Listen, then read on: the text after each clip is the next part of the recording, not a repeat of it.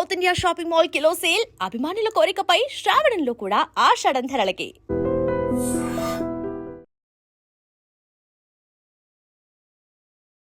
అనిరుద్ రవిచంద్రన్ ఒక రాక్షసుడు లాంటి మ్యూజిక్ డైరెక్టర్ అని అందరూ చెప్తా ఉంటారు. పాటలు రాసే ఆపర్చునిటీ మీకు ఎలా వచ్చింది? అనిరుద్ గారితో నేను దాదాపు ఒక 9 సినిమాలు చేశాను. ఒక రకంగా చెప్పుకోవాలంటే నా ప్రొఫైల్కి ఆయన మ్యూజిక్ అనేది చాలా హెల్ప్ అయింది. ఈ అవకాశం నాకు ఎలా వచ్చిందంటే అనిరుద్ గారితో వస్తుంటే బాగుంటుంది, వాళ్ళతో ట్రై చేస్తే అని అనుకున్నారన్నమాట. ఆయనతో మీరు యాప్ ఎలా ఉంటుంది? అనిరుద్ గారితో ఎలా చెప్తారు? మీకు ఏమైనా మార్చుతారా లిరిక్స్ రాసాక, లేకపోతే ఎక్కువసేపు ఏమన్నా రాయించుకుంటూ ఉంటారా? ఆయన స్టైల్ ఎలా ఉంటుంది? బేసిక్గా ఆయన స్టైలు చాలా ఈజీ టు వర్క్ విత్. నేను దానికి 8 వెర్షన్స్ రాశాను. అబ్బా, నేను డెలివరీ చేశానంటే అది డెఫినెట్గా క్వాలిటీ ఉంటుందని కూడా వాళ్ళు నమ్ముతారు. Usually Tamil songs, Telugu songs అన్నప్పుడు అలాంటి ఛాలెంజ్ ఉన్నప్పుడు మీకు ఎలా అనిపిస్తుంది సాంగ్ రాస్తున్నప్పుడు? Important aspect. తమిళ నుంచి మనం తెలుగు రాసినప్పుడు, తమిళ నుంచి తెలుగు రాసినవి కూడా చాలా బాగున్నాయి అన్న రకంగా ఫీడ్బ్యాక్ వచ్చి నాకు ఆ రకంగా కూడా చాలా అడ్వాంటేజ్ అయింది అన్నమాట. This is your motivation, go and do it అన్నారు. మనం రజనీకాంత్ గారిని చూసి ఆయన స్టైల్కి మనం కూడా ఇలేస్తాం, తమిళ వాళ్ళు కూడా ఇలేస్తారు. హాయ్, హలో, నమస్తే, welcome back to iDream media. So ఈరోజు మనతో ఉన్న ఒక వ్యక్తి చాలా స్పెషల్ అని చెప్పొచ్చు. ఎందుకంటే తెలుగు రాష్ట్రాలే కాకుండా తమిళ్, అలాగే సౌత్ ఇండియా, ఓవరాల్ ఇండియా మొత్తం మీద సూపర్ స్టార్ నటించిన రజనీకాంత్ గారు నటించిన కూలీ అనే మూవీ 1000 కోట్లు రాబడుతుంది అని చెప్తున్న ఈ మూవీకి సాంగ్స్ రాసిన రచయిత శ్రీనివాస్ మౌలి గారు. అంతేకాకుండా పవన్ కళ్యాణ్ గారు నటించిన ఓజీ చిత్రం, అలాగే శివకార్తికేయన్ నటించుతున్న ఈ మద్రాసి అనే చిత్రంలో కూడా ఆయన సాంగ్స్ అయితే రాయడం జరుగుతుంది. ఆయనతో ఇంటర్వ్యూ చివరి వరకు చూడండి. నమస్కారం సార్. నమస్తే. First of all happy to see you sir. And first నాకు అడగాలనిపించిన మెయిన్ క్వశ్చన్ ఏంటి అంటే, అనిరుద్ రవిచంద్రన్ ఒక రాక్షసుడు లాంటి మ్యూజిక్ డైరెక్టర్ అని అందరూ చెప్తూ ఉంటారు. అలాంటి ఆయన మ్యూజిక్ డైరెక్షన్లో ఈ పాటలు రాసే ఆపర్చునిటీ మీకు ఎలా వచ్చింది? అనిరుద్ గారితో నేను దాదాపు ఒక 9 సినిమాలు చేశాను. బీట్, జైలరు, ఓకే, వేటయ్యాను అండ్ కూలీ, ఈ 3 రజనీకాంత్ గారివి. అలానే ధనుష్ నటించిన తిరు సినిమా, అదే మేఘం అని చెప్పేసి, దాంట్లో నామది ఓకే ఓకే, అది అది చాలా పెద్ద చాలా హిట్. అది బిగ్గెస్ట్ మెలోడీ హిట్. అండ్ దాంట్లో ఇంట్రెస్టింగ్ పార్ట్ ఏంటంటే తమిళ్ కన్నా కూడా తెలుగులో వ్యూస్ ఎక్కువ వచ్చాయి ఆ పాట. సో అలా చాలా పెద్ద హిట్స్ వచ్చాయి నాకు అనిరుద్ గారితో.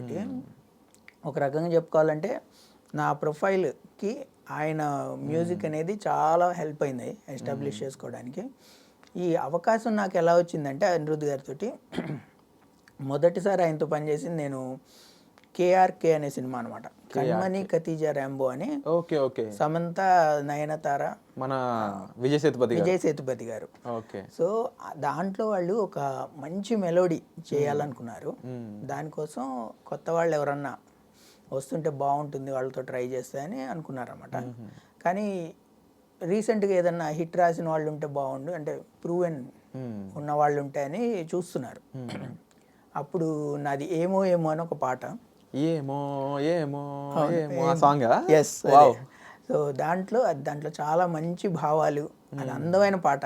అవును, నా ఫేవరెట్ అది. నైస్. సో అది చాలా మందికి ఫేవరెట్ పాట. ఇప్పటికి కూడా నాకు అందరు పంపిస్తుంటారు, వాళ్ళు పబ్కి వెళ్ళినప్పుడు అక్కడే పర్ఫామ్ చేస్తున్నారని. So yeah, it is a very huge song. So దానిని వాళ్ళు రెఫరెన్స్గా తీసుకొని నాతోటి నాసేసి అని ఒక పాటని ట్రై చేశారు. సో వాళ్ళు నాకు ఇచ్చినప్పుడు we are trying this, if it happens let us see, give it your best అని చెప్పారన్నమాట. సో అది వాళ్ళకి నచ్చడం, దాంట్లోనే ఇంకొక 3 వేరే పాటలు కూడా రాయడం జరిగింది. సో అక్కడి నుంచి నాకు ఆయనతోటి ప్రయాణం. అక్కడి నుంచి దెన్ లియోలో టైటిల్ సాంగ్ రాశాను ఆయనకి. ఓకే, బ్యాడాస్ రా తను సావు మోతరా అని. దాంట్లో చాలా మంచి మంచి ప్రయోగాలు. దాంట్లో కూడా పిల్ల పంచాయితీ లెట్టొద్దురా, నిన్ను పంచ నమాసెతారురా, లియో లియో లియో లియో తెలీదా, చాలా వెస్ట్రన్ టైప్ ఉంటుంది అలా అనమాట. సో అదంతా చేసుకుంటూ అలా ఆయనతో journey, it is a very good journey. అంటే మీరు స్టార్ హీరోస్ కాదు, సూపర్ స్టార్స్కి రాశారు సినిమాలు. సూపర్ స్టార్స్కి రాశాను. I'm lucky enough. ధనుష్ గారు కానీ, అంటే ఆ సినిమా తెలుగులో హిట్. తెలుగులో ఈవెన్ లియో కూడా చాలా ఎగ్జైటింగ్ మూవీ, లోకేష్ కనగరాజ్ గారి ద్వారా. ఎస్. అండ్ అనిరుద్ గారితో అంటే బిగ్గెస్ట్ మూవీసే ఉంటాయి డెఫినెట్లీ. ఆయనతో మీరు ర్యాప్ ఎలా ఉంటుంది? అనిరుద్ గారితో ఎలా చెప్తారు? మీకు ఏమైనా మార్చుతారా లిరిక్స్ రాశాక, లేకపోతే ఎక్కువసేపు ఏమన్నా రాయించుకుంటూ ఉంటారా? ఆయన స్టైల్ ఎలా ఉంటుంది మీతో? ఆయన స్టైల్ ఇంట్రెస్టింగ్. బేసిక్గా ఆయన స్టైలు చాలా easy to work with, very extremely easy to work with. అయితే దెన్ అగైన్ బేసిక్గా ఈ నా శశి అనే ఏదైతే ఫస్ట్ సాంగ్ చెప్పానో, నేను దానికి 8 వెర్షన్స్ రాశాను అన్నమాట. అబ్బా. సో అది నా ఫస్ట్ది. ఓకే. వాళ్ళ స్టైల్ ఎలా ఉంటుంది, మనం ఎలా రాస్తే కరెక్ట్గా వెళ్తుంది, అదంతా తెలుసుకోవడానికి నాకు కొంచెం టైం పట్టింది డ్యూరింగ్ దోస్ కరోనా టైమ్స్. అది ఓకే. కాబట్టి you had lot of time. అవును. సో బాగా ఎక్స్ప్లోర్ చేసాము. దెన్ వన్స్ వాళ్ళకి నా స్టైల్ నాకు వాళ్ళది అర్థమైన తర్వాత it's pretty very easy thing. వాళ్ళకి నా మీద కంప్లీట్ నమ్మకం కూడా ఉంటుంది.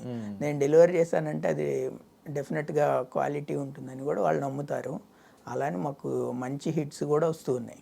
So that is his style. He's very cool. Wonderful. అంటే ఈ తిరు అనే సినిమా ఏదైతే ఉందో, తెలుగులో నిత్యమేనన్ గారు, మన ధనుష్ గారు, అలాగే రాశి ఖన్నా, ముఖ్యంగా రాశి ఖన్నా అండ్ ధనుష్ గారు కాంబో అనేది ఎక్స్పెక్ట్ చేశారు. బట్ మీరు రాసిన సాంగే ఎక్కువ హిట్ ఓవరాల్గా చూసుకున్నట్లయితే, అది తెలుగులో. అండ్ అలాగే ఈ లియో అనేది కూడా చాలా మెస్మరైజింగ్ సాంగ్ అది. అండ్ కమింగ్ టు కూలీ, ఈ సాంగ్ అనేది కానీ జనాల్లో చాలామందికి ఏంటి అంటే, usually Tamil songs Telugu songs అన్నప్పుడు యాజ్ ఇట్ ఈస్గా ఉన్నా కానీ, లేకపోతే కొంచెం అటు ఇటుగా ఉన్నా కానీ వెంటనే చెప్పేస్తారనమాట ఇది బాగాలేదు అని చెప్పేసి.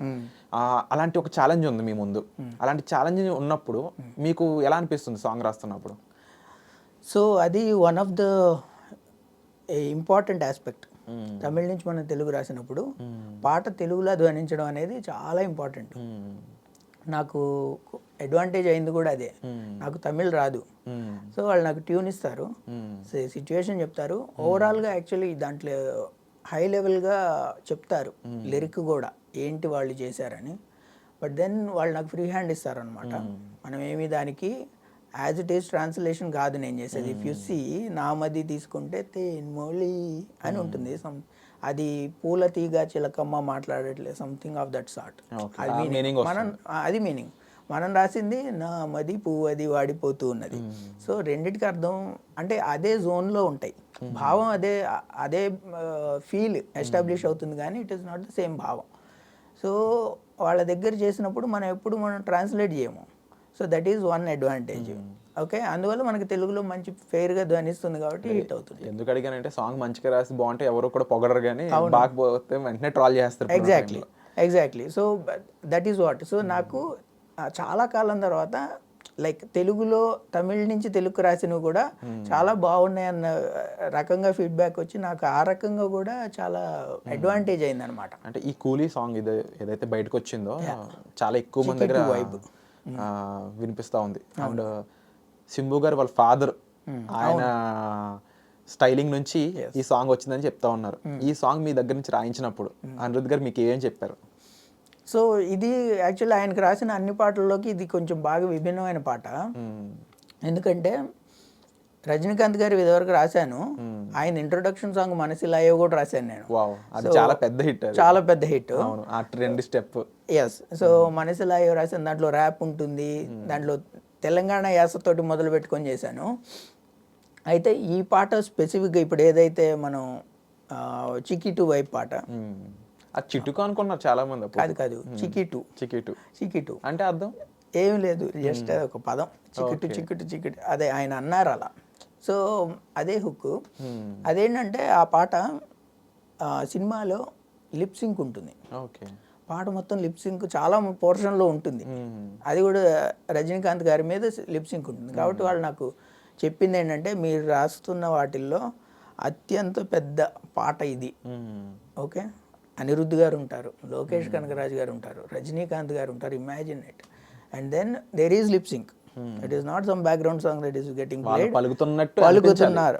రజనీకాంత్ గారు మీ పదాలు పలుకుతున్నారు, this is your motivation, go and do it అన్నారు. అయితే దాంట్లో కాంప్లికేషన్ ఏంటంటే, మనకి ఇప్పుడు తమిళ్లో అంటే కొన్ని క్లోజప్స్ కూడా ఉన్నాయి. అందువల్ల మనం ఏం చేయాలంటే ఆ ధ్వని కూడా కొంచెం న్యాచురల్గా ఉండాలన్నమాట, లిప్ సింక్ కనపడాలి. సో దానికి చాలా కేర్ తీసుకొని యాక్చువల్లీ వాళ్ళు నన్ను కేవలం దానికోసమే చెన్నై పిలిపించి, సో వెళ్ళి నేను చూసి ఏంటి ఎక్కడెక్కడ లిప్ సింక్ ఉంది మొత్తం నోట్ చేసుకొని నేను వచ్చి మళ్ళీ రాశాను అనమాట. వాళ్ళు కూడా చాలా happy with the song.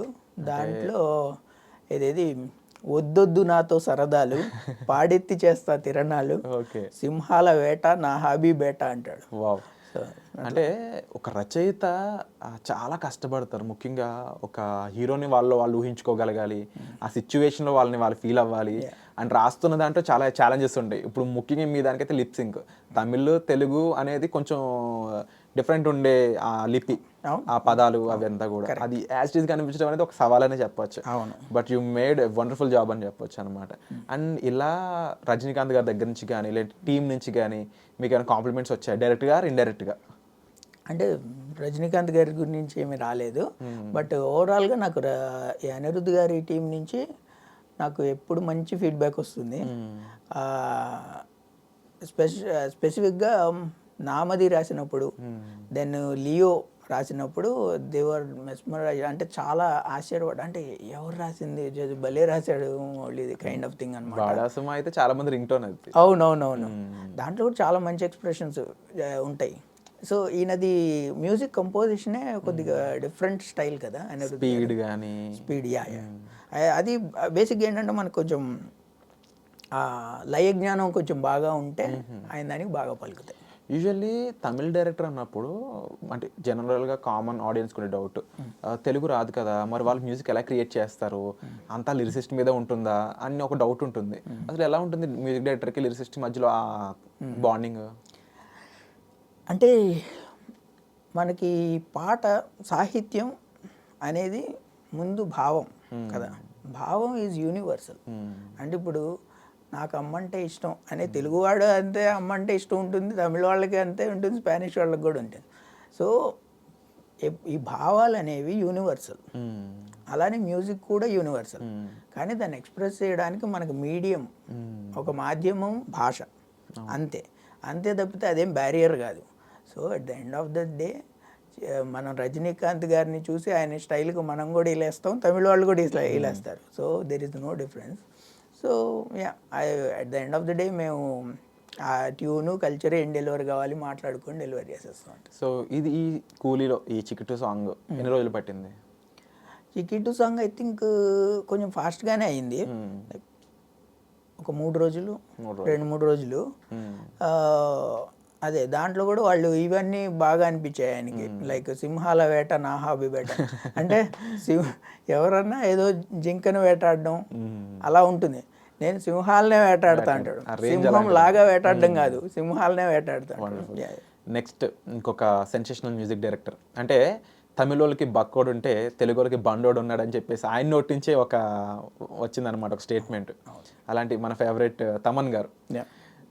Thaman గారి సాంగ్స్ ఏంటంటే ఆల్ టైమ్ హిట్స్లో ముఖ్యంగా హెవీ బీట్ అనేవి చాలా ఇదనమాట.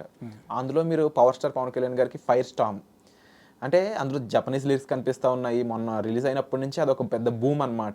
ముఖ్యంగా అందులో లిరిక్స్ చాలా హైలైట్ ఉన్నాయి, చాలా కొత్తగా ఉన్నాయి. ఎలా వచ్చింది ఈ కాంబో, ఎలా క్రియేట్ అయ్యింది, అండ్ ఈ ఆపర్చునిటీ స్టార్ట్ అయ్యాక ఎన్ని రోజులు పట్టింది, సాంగ్ ఎలా జరిగింది? సో ఇదేంటంటే మీరు బాగా అబ్జర్వేషన్ బాగుంది, మీది బాగా చెప్పారు. సో సుజిత్ గారు తమన్ గారు వాళ్ళిద్దరిది మొత్తం క్రెడిట్ 100% ఆల్మోస్ట్. యూనో వాళ్ళకి చాలా మంచి విజన్ ఉంది. ఇఫ్ యూ అంటే మనకి వీడియోలో కూడా ప్రస్ఫుటంగా కనిపిస్తుంది ఆ విజువల్, మీకు అది డిజైన్ చేసిన విధానం I think one of the best lyrical videos ఇప్పటిదాకా వచ్చిన తెలుగులో నా మటుకైతే. ఎందుకంటే దాంట్లో సో మచ్ ఆఫ్ డీటెయిలింగ్ ఉంది. Sujeeth is a big fan of Pawan Kalyan.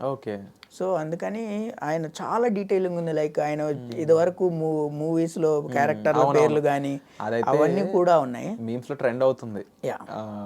అంటే ఆ క్యారెక్టర్స్ కి ఉన్న క్వాలిటీస్ వర్ణిస్తూ గబ్బర్ సింగ్ అంటే ఇట్లా అని. అవును, అంటే మీరు ఒక పాట చేసి బయటికి తీసుకురావడం కదా, దాన్ని ఎంత బాగా చేద్దాం అన్నది తపన అనమాట దాంట్లో. లేకపోతే ఇప్పుడు మనం అడగం కదా, ఇప్పుడు అవన్నీ పెట్టారా పెట్టలేదు అడగం, కానీ దే వాంట్ టు డూ అంత డీటెయిలింగ్ చేయాలనుకున్నారు. అలానే అది జపనీస్ లిరిక్స్ ఎందుకు ఉన్నాయి అన్న దానికి సినిమాలో జస్టిఫికేషన్ ఉంటుంది. సో ఆ జపనీస్ లిరిక్స్ అది అవసరం అనమాట, అందుకని ఉన్నాయి. ఓకే. యా, సో అది కూడా తమన్ గారు యొక్క థాట్. చాలా మంచి డిజైన్, సౌండ్ డిజైన్. నాకైతే మైండ్ బ్లాస్ట్ అయిపోయింది. చాలా వర్స్టైల్ సాంగ్ అనేవి వస్తున్నాయి మాటలు. ఎందుకంటే ఒక పక్కన ర్యాప్ ఉంది, ఇంకో పక్కన జపనీస్ లిరిక్స్ ఉన్నాయి, ఇంకో పక్కన రాజ్ కుమారి గారు ర్యాపర్, అలాగే మీ లిరిక్స్ ఉన్నాయి, తెలుగు మిక్స్ ఉంది. సో ఇంత వర్స్టైల్ సాంగ్ ఇప్పటివరకు చూడలేదు అనే విధంగా కూడా వినిపిస్తూ ఉంది. మీకు ఇది రాయమని ఎలా చెప్పారంటే ఎలా కావాలన్నారు ఈ సాంగ్ చెప్పినప్పుడు? ఈ సాంగ్కి ఫైర్ అండ్ స్టామ్ అనే పేరే చెప్పారు అప్పుడు మీకు, లేదంటే అసలు ఎలా స్టార్ట్ అయింది?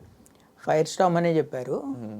ఇది నాకు ఒకరోజు సుజిత్ గారు తను ఫోన్ చేసి ఇలా సో అండ్ సో కొన్ని లైన్స్ రాసి పంపించండి అంటే నేను రాశాను.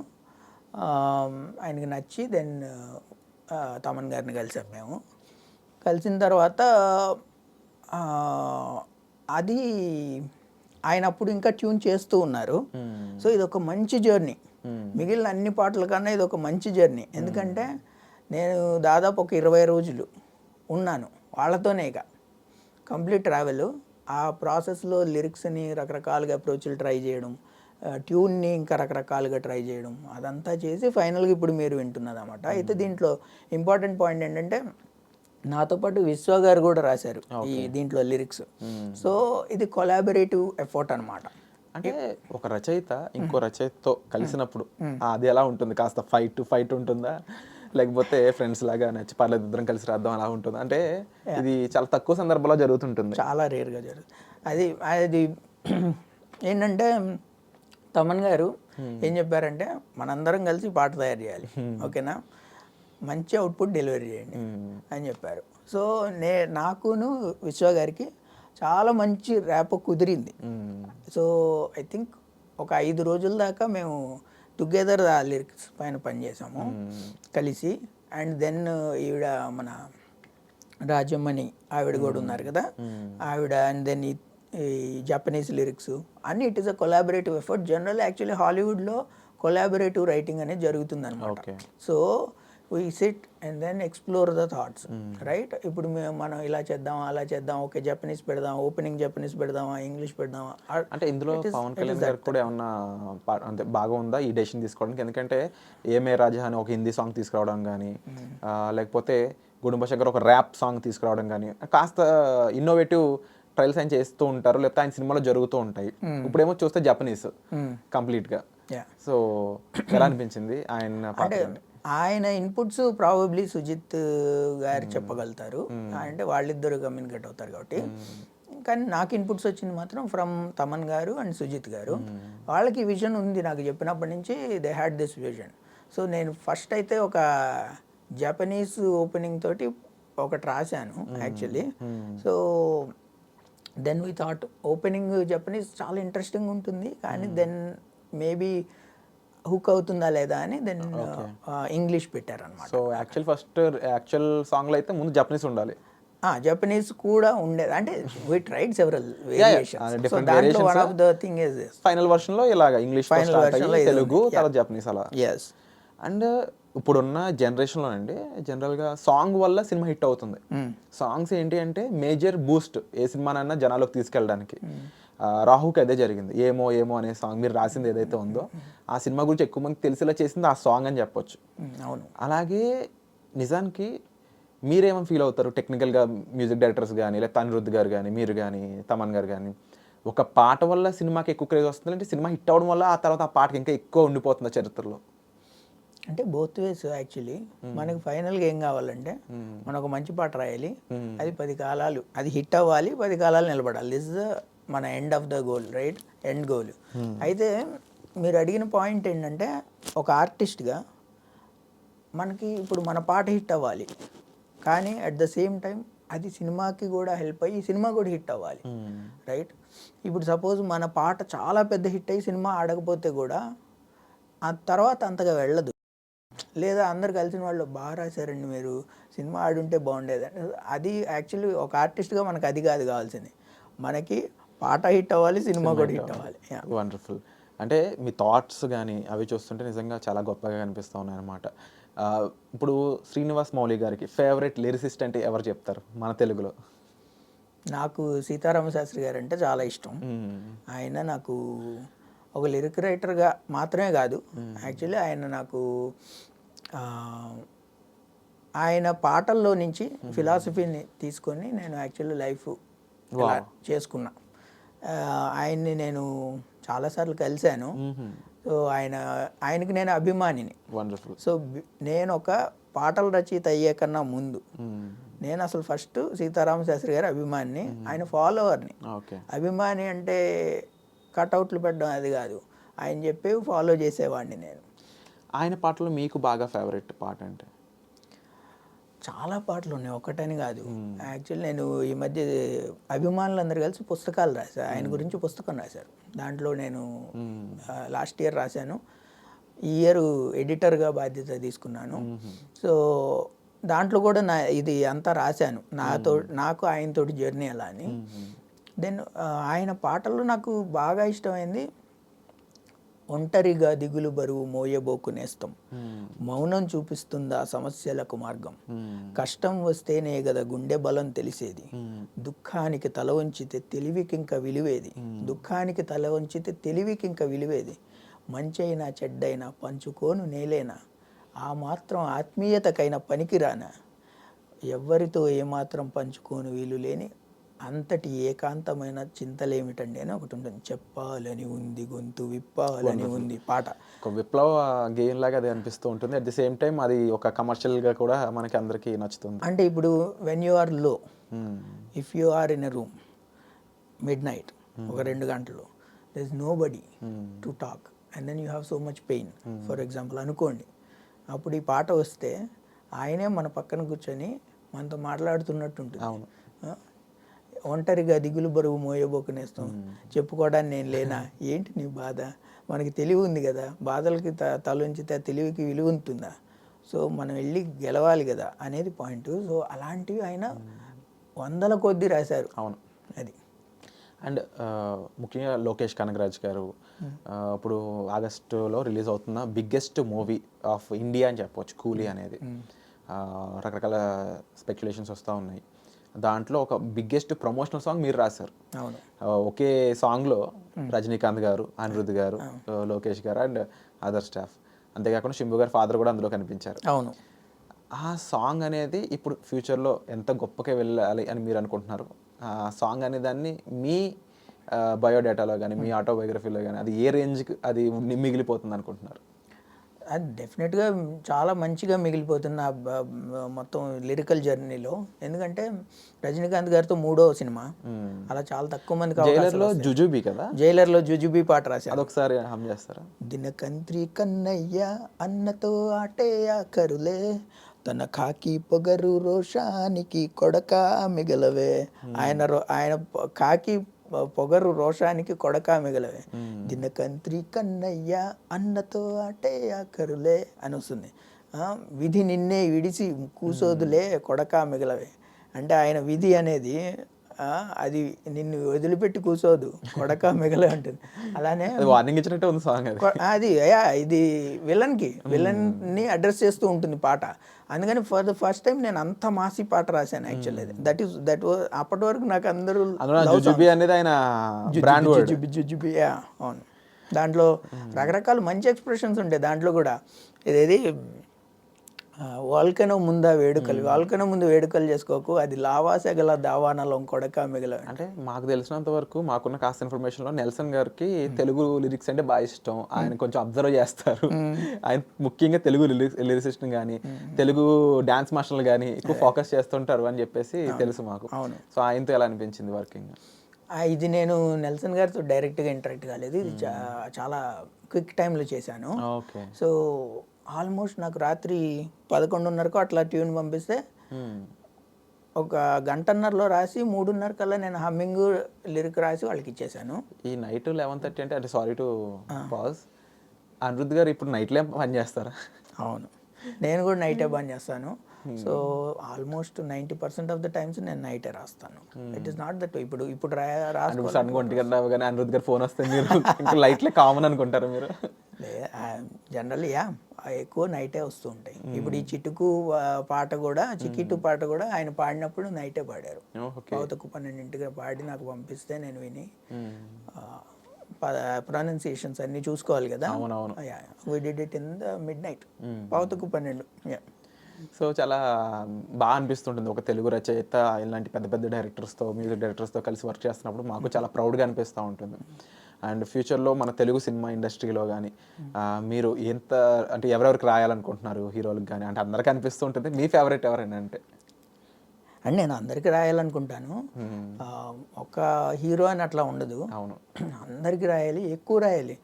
వాళ్ళకి ఒక్కసారి రాస్తే కాదు, లేదా ఫైర్ స్టామ్ రాసాం అట్లా కాదు, వాళ్ళు ఎన్ని చేస్తే అన్ని రాయాలని ఉంటుంది మనకి ఆశ. నా మెయిన్ గోల్ ఏంటంటే నేను అన్ని రకాల పాటలు రాయగలుగుతాను. Okay, right.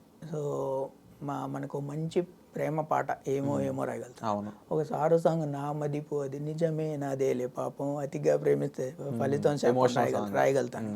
ఇప్పుడు బ్యాడ్ యాస్ రాయగలుగుతాను. అది ఫుల్ మాస్ అండ్ ఫైరీ. మనసిలాయో రాయగలుగుతాను. దాంట్లో మీకు తెలంగాణ ఇదైతే హమ్మింగ్ మేము అందరూ హుక్ స్టెప్ ఉంటుంది కదా మనసిలాయో. యా, దాంట్లో యాక్చువల్లీ తర్వాత ర్యాప్ కూడా ఉంటుంది, తెలుగు ర్యాప్ ఉంటుంది. అవునవును. యూనో 6/2 గోతిని తవ్వుకోమా సిల్లర ఎట్టుకోమా బొట్టుగమా అని వస్తుంది. అది రాయడం చాలా కష్టం యాక్చువల్లీ. అవును. సో అలా ర్యాప్ అన్నప్పుడు వాళ్ళ ఆ స్పీడ్కి అందుకునే విధంగా పదాలు చాలా ఉండాలి మీకు. అది పదాలు దాన్ని అడ్డుపడకూడదు.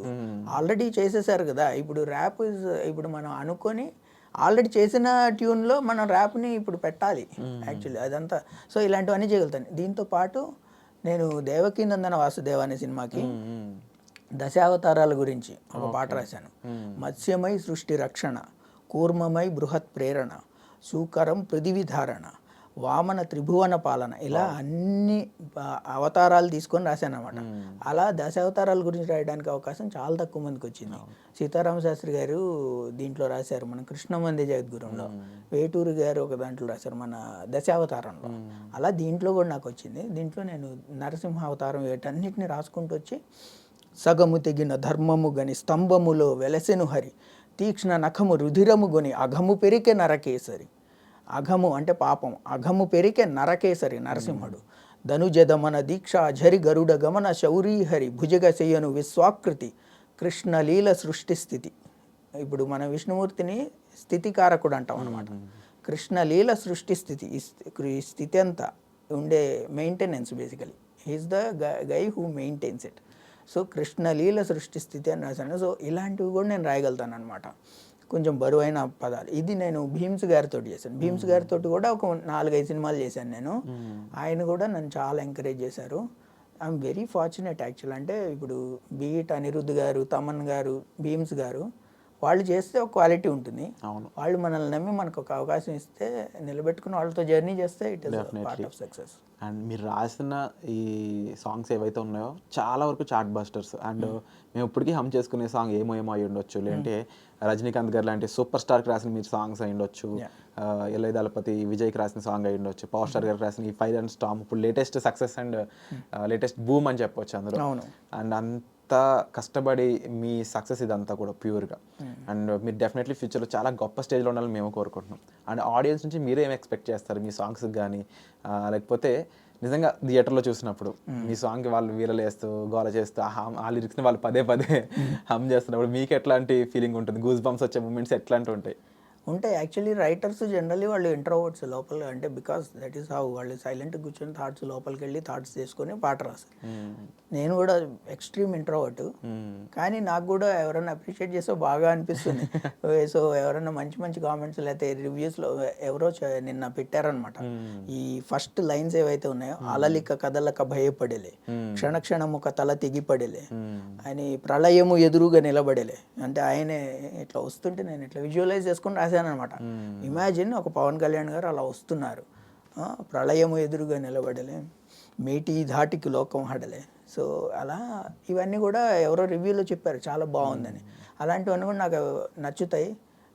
నా స్పాటిఫై ఆర్టిస్ట్ కూడా ఓకే. ఎప్పుడు ఓపెన్ చేసినా కానీ ప్రొఫైల్ ఓకే 400 పీపుల్ స్పాటిఫైలో డైరెక్ట్గా శ్రీనివాస్ మౌలి గారు అని ఉంటే అందులో మొత్తం ఈ సాంగ్స్ అన్ని వస్తాయి. దాంట్లో కూడా నాకు మంచిగా చాలా వ్యూస్ ఉంటాయి అన్నమాట. స్ట్రీమింగ్ ఎప్పుడు ఓపెన్ చేసుకున్నా కానీ అబ్బో ఇంతమంది వింటున్నారేమో. ఇప్పుడు ఏమో లాంటి సంగతి లూప్ మోడ్లో వింటూ ఉంటాం. Even jujubi for that matter అవన్నీ చాలా పెద్ద హిట్స్. లియో కానీ సో నాకు ఓవరాల్గా మొన్న ఈవెన్ ఈయన అనిరుద్ధ్ గారు ఇక్కడ కాన్సర్ట్ చేశారు. అవునవును. చేసినప్పుడు ఆయన పాట పాడారన్నమాట. దట్ ఫస్ట్ టైం అంతమంది జనాల్లో నా పాటని నేను చూడడం. వండర్ఫుల్. అండ్ చాలా బాగా అనిపించింది. అంటే చాలా తక్కువ మందికి అదృష్టం దొరుకుతుంది. నిజంగా గ్రేట్ ఆపర్చునిటీ అని మీరు ఎలా అంటున్నారు, గ్రేట్ అంటే లక్కీ మేము అని చెప్పడానికి కూడా ఏ డౌట్ లేదు. ఎందుకంటే వైబ్ అయ్యే సాంగ్స్ ఇప్పుడున్న టైంలో రావడం చాలా కష్టంగా మారిపోతున్న టైంలో మీరు రాసిన ఈ సాంగ్స్ అన్నీ కూడా వైబ్ అయ్యే సాంగ్స్ అనమాట. లియో బడాస్ కానీ, లేకపోతే ఇప్పుడు 5 స్టార్ కానీ, లేకపోతే కూలీ కిట్టు వైబ్ కానీ, సో ఇవన్నీ కూడా మమ్మల్ని చాలా మంచి మూడ్లోకి తీసుకెళ్తూ చాలా ప్రశాంతంగా అనిపించే songs. And definitely as a లిరిసిస్ట్గా మీరు ఎంతో గ్రేట్ ప్లేస్కి ఇక్కడ తెలుగు ఇండస్ట్రీలో వెళ్ళాలని నేను మనస్ఫూర్తిగా కోరుకుంటున్నాం, ఐ డ్రీమ్ తరపు నుంచి కోరుకుంటున్నాం. And thank you so much sir ఈరోజు ఇలా ఇంటర్వ్యూ మాకు ఇచ్చినందుకు. అండ్ తప్పకుండా కూలీ సక్సెస్ మీట్లో మళ్ళీ కలుద్దాం. తప్పకుండా దాని మీద మంచి ఎక్స్పెక్టేషన్స్ ఉన్నాయి. కూలీ ఈజ్ వెరీ యాంటిసిపేటెడ్ మూవీ, బాగా చేస్తుందని. అలానే నేను కూడా చాలా ఎక్సైటెడ్గా ఉన్నాను. కూలీ, దెన్ మదరాసి వస్తుంది, దెన్ మన ఓజీ వస్తున్నాయి. 3 కూడా చాలా మంచి సినిమాలు. సో నేను కూడా చూస్తున్నాను. దీని నుంచి కూడా నాకు ఫర్దర్గా ఇంకా మంచి ప్రాజెక్ట్స్లో చేయడానికి అవకాశం వస్తుందని ఆశిస్తున్నాను. Thank you so much sir. Thank you. Thanks a lot.